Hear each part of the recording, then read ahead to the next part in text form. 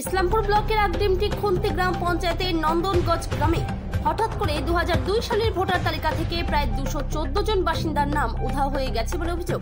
বিষয়টি সামনে আসতেই আতঙ্ক ছড়িয়ে পড়ে গোটা গ্রামে।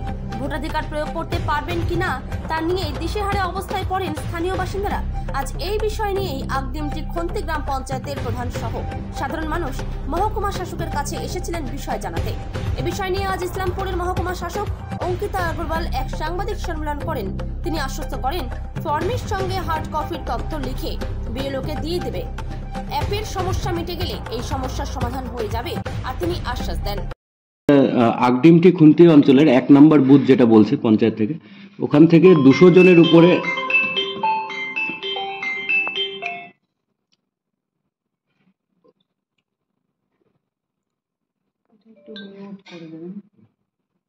ম্যাডাম আগডিমটি খুন্তি অঞ্চলের 1 নম্বর বুথ থেকে যেটা মানে গ্রামবাসীদের যে একটা অভিযোগ আসছে, ওরা বলতে যাচ্ছে যে 200 জনের উপরে প্রায় গ্রামবাসীদের 2002 এর ভোটার লিস্টে নাকি নাম পাওয়া যাচ্ছে না।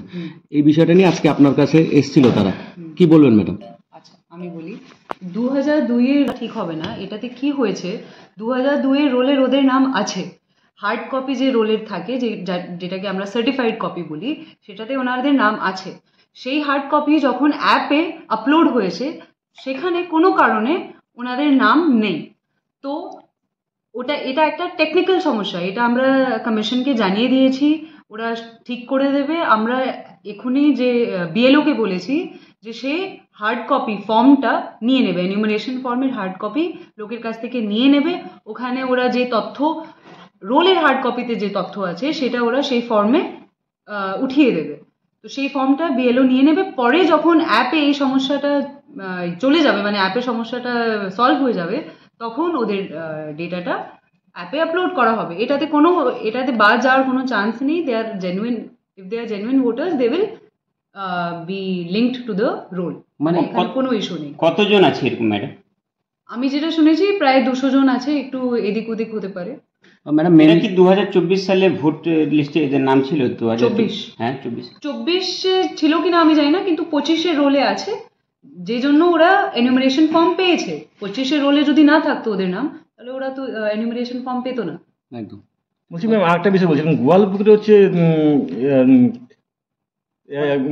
মোহাম্মদ দিলাবর নামে এক ব্যক্তি ওখানকার ভিডিও, আমি এটা জানি না আপনারা। ম্যাডাম যেটা একটা বিষয়, যেটা মানে সবাই যেটা এসআইআর এর ফর্ম ফিল আপ করতে গিয়ে যেটা 2002 সালের ভোটার লিস্ট যেটা ডাউনলোড করছে, মেনলি সেখানেই কি তাদের মানে ডেটাটা আপলোড হয়নি বলেই কি এই সমস্যাটা হচ্ছিল?